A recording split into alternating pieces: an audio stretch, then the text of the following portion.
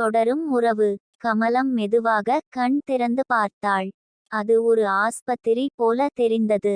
அப்பாடா, கண்ணை திறந்திட்டீங்களா என்று பக்கத்தில் ஒரு குரல். மெதுவாக தலையை திருப்பி பார்க்க நர்ஸ் உடையில் ஒரு இளம்பெண் சிரித்தபடி நின்றிருந்தாள்.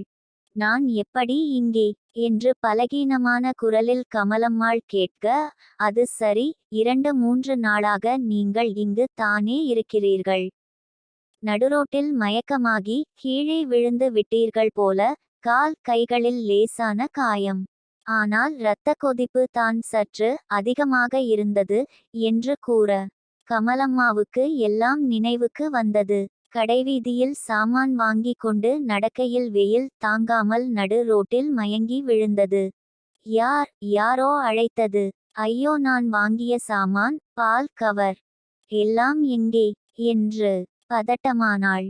சிரித்த ரோசி, என்னம்மா நீங்க, உங்க உடம்பு உயிர் பற்றி உங்களுக்கு கவலை இல்லை, வாங்கி வந்த சாமான் பற்றி கேட்கிறீர்களே என்று தமாஷாக கேட்டவள்.